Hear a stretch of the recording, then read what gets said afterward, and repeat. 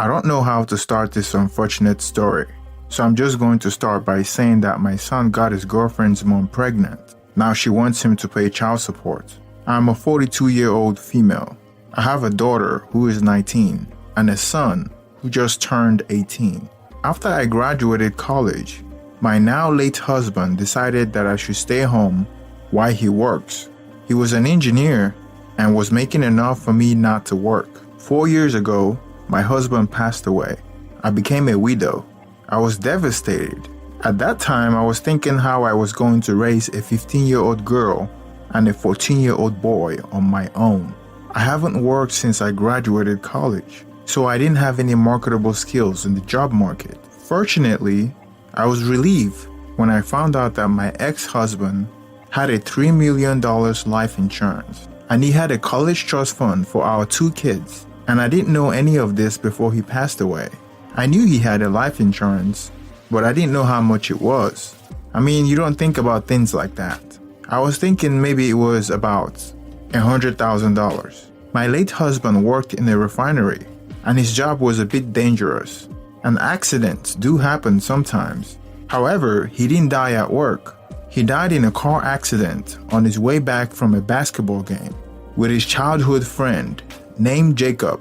A drunk driver T-boned their car. Fortunately, Jacob survived the accident, but he was never the same again. His left leg was badly damaged, so bad that it had to be amputated and was replaced with a prosthetic. At the time, Jacob had a long-time girlfriend. They were practically married, but never made it official. And they both have 2 kids as well, 2 daughters, now 17 and 15. Jacob wasn't as successful as my husband, and the accident put him out of work for a very long time, so much that he got on a long-term disability. After the funeral, I fell into deep depression. I thought about ending my life, but my children gave me hope. Despite that, I still felt depressed. I would go for days without eating and was developing an eating disorder. 5 months into my husband's passing, I was still depressed. I was going through several psychotic episodes. I was hearing voices in my head, and I felt like I was going crazy. So I went to talk to somebody. I started seeing a therapist, and the therapist told me to find a distraction, something to do, but I had no idea what I should be doing. And thanks to my late husband, I don't think I would need money for the rest of my life. I have no idea what to occupy my time with. I wanted to do something that I love, but I have no idea what it is.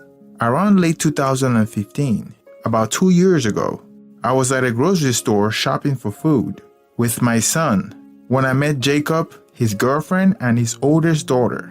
Jacob was on crutches, and he was getting use of his prosthetics. I was so happy to see them. We have lost contact after my husband's funeral. He tried to reach out to me several times, but I was too mentally occupied with my problems. When I saw him and his family at the grocery store, I was so happy.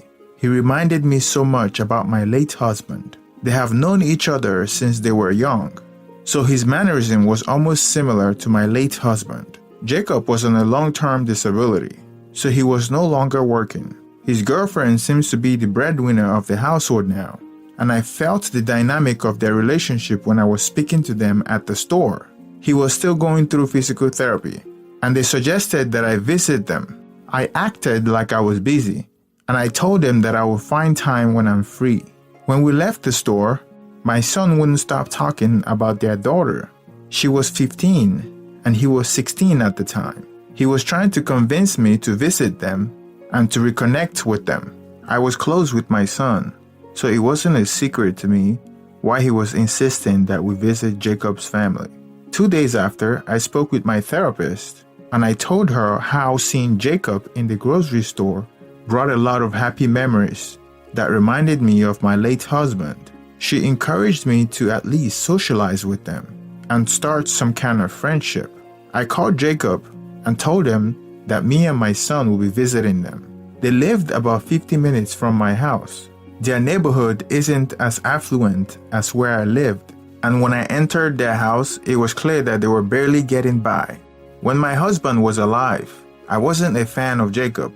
I tolerated him because he was my husband's best friend. He wasn't a bad guy or anything.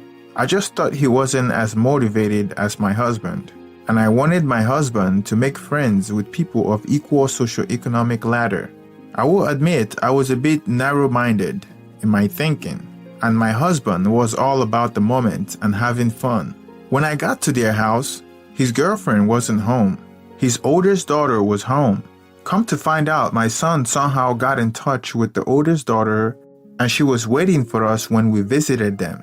We went on a walk together at the local park, close to their house. My son and Jacob's daughter was walking a few steps ahead of us, and Jacob and I were walking behind them slowly. Jacob was getting used to walking without his crutches. We spoke mostly about my late husband. He knew him even more than I did, and he was a great storyteller. He told me stories about my late husband that I haven't even heard about. I find most of the stories funny and hilarious. It was the most fun that I've had since my husband's passing. My son seemed to have had fun as well, and I can tell that he liked Jacob's daughter. Before we went home, we promised to do this again. The following day, I heard my son talking to someone over the phone, and as it turns out, it was Jacob's daughter. So that was when I knew that they were already dating. Sometime that week, Jacob called me on the phone, and we started talking often. The next time when I went to see him, his girlfriend was at work, and his daughters were in school. We walked in the park and shared stories. We started taking a walk almost every other day. It was very therapeutic to me. We became very close and started building some sort of connection. One day after our walk, he invited me into his house when I was about to leave to watch a movie with him. We sat on the couch, watching a movie. As we were watching the movie, he gently crossed his hands around my shoulder. I encouraged him by slowly leaning towards him. I haven't felt the warmth from a man since my husband passing, and I felt like that was what I needed at that time. He then started kissing my neck and my cheeks. One thing led to another. We became intimate on the couch. After that, I left and went home. I felt guilty about the intimacy only because Jacob was in a relationship at the time. We spoke again that night, and I shared my concerns with him. He told me that he would leave his girlfriend for me, and I warned him not to. We kept talking on the phone, but I slowly tried to keep my distance because I didn't want to destroy any relationship. About a month later, my son told me that he was dating Jacob's daughter. I was fine with it, provided that it didn't hamper his education, and Jacob and his girlfriend was fine with it as well. I slowly tried to limit contact with Jacob because I didn't want to be the reason why he left his girlfriend, because he needed her more now than ever. So after that one time, it didn't happen again. January 17th, 2016, my son had a birthday. Plenty of guests were there. His girlfriend was there as well. Jacob's girlfriend and daughter was there as well. I was a bit surprised that Jacob's girlfriend was there because she was usually at work at that time. I thought it was very nice of her to take time off of work to come and visit my son at his birthday. Through watching the body language, I realized that Jacob's girlfriend is quite fond of my son. After the party, I had a chance to speak to her and Jacob. I was afraid that she would find out that I slept with Jacob, but I didn't get any feeling that she knew it happened. I was trying to distance myself from them because I didn't want things to get complicated, although I had a feeling that Jacob's girlfriend was trying to be my friend. Around March, I noticed my son was spending a lot of time outside the house. When I asked him, he would say he was spending time with his girlfriend. I warned him about wearing protection and that we didn't want him to be a dad at his young age. 2 days after that conversation with my son, he was out late and Jacob was texting me, sending me pictures about him and his daughters on a trade fair. Since I thought my son was with his daughter, I noticed that he wasn't on the trade show with them.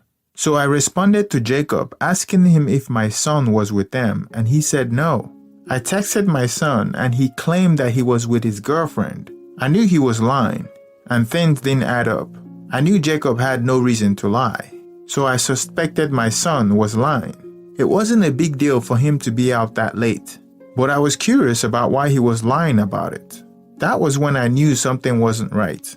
My son continued to act unusual, and I spoke to him about it, but he kept saying that he was spending time with his girlfriend and his friends. I didn't know what to make of it, so I left it alone. About a month later, to my horror, Jacob's girlfriend found out that we were intimate that one time. Jacob called me and told me that he had a fight with his girlfriend because she found out that we were intimate. I was shocked. I couldn't believe it. I asked him how his wife found out, and he told me that she suspected it. I didn't buy it. I felt like it was his plan all along to draw us both together and rekindle our relationship. Since his girlfriend was the breadwinner, she kicked him out of the house, and he had to find a place to stay. He wanted to stay at my place, but I told him no, because I have a daughter and a son, and it would seem strange for me to be with my late husband's best friend. I gave him $5,000 to get a place and to get back to his feet. My son found out about the affair, and it was extremely embarrassing because I had to lie to my son and daughter, telling them that it was all a lie. I felt guilty about lying to them. Because of the affair, my son told me that his girlfriend broke up with him. It all turned out to be a big mess. After my son's girlfriend broke up with him, he continued to stay out late as before. I was thinking that he would be home more often now that he broke up with his girlfriend, but his social life was the same. One day I heard him talking on the phone. I figured he had gotten back with his girlfriend. When I saw his phone laying around, I opened it and looked at the pictures he had taken, and I saw some of the pictures were of Jacob's girlfriend. It was almost like she was imposing herself and interfering with her daughter and my son's relationship. A few months later, after several attempts by Jacob to get with me, I turned him down. I wanted to start dating other people, but I was waiting for my son to be old enough to go to college. After Jacob saw that I wasn't trying to get back with him, he tried to get back with his ex, but she turned him down.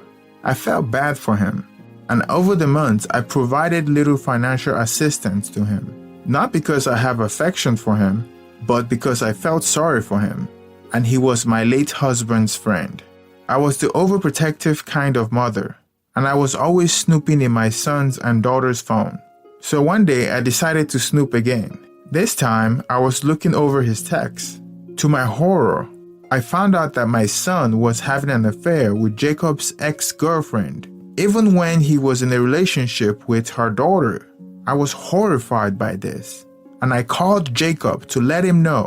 When my son came home, I confronted him about it, and he denied it. The following day, I went to see Jacob's ex-girlfriend. She denied it and accused me of being the harlot for sleeping with her ex-boyfriend. We got into a huge fight. When I went back home, I told my son to never go back there again. It was easy for him since he denied the affair ever took place. I wanted to call the police because a woman almost my age sleeping with someone my son's age is against the law. I thought she would be arrested by the nature of the text messages alone, but I wasn't sure. Before trying to contact the police, I spoke to Jacob about it, and he was in support of it, but then he asked me if I want to put my son through that. I got cold feet because my children and I have been through a lot during the past few years, so I dropped it. A few months later, Jacob's ex-girlfriend got pregnant. I was told by Jacob that his ex-girlfriend was pregnant, and he said it wasn't his. It was kind of surprising because a woman her age, close to early 40s, with a 16-year-old and a 14-year-old daughter at the time, would get pregnant. Seems like it wasn't planned. I thought maybe she was dating someone and had forgotten to use a birth control pill since Jacob was no longer living with her. Fast forward today, February 2017. My son turned 18 last month, and Jacob's ex-girlfriend filed the paperwork claiming that my son is the father of her baby and that she needed some financial assistance. I was so surprised. Does she have no shame? I knew she was after our money. She groomed my son to get her pregnant for money. I presented my case to the police, and they were able to charge her with sexual misconduct with a minor. According to my lawyer, He said that the worst that she would get is a probation, and he doubts she would do time. Deep inside, I felt like this whole thing was my fault, and I allowed a predator close to my family. I severed contact with Jacob, and I will be fighting the child support case with everything I've got. I can't believe that I'm going through this. What can I do? What should I do? How do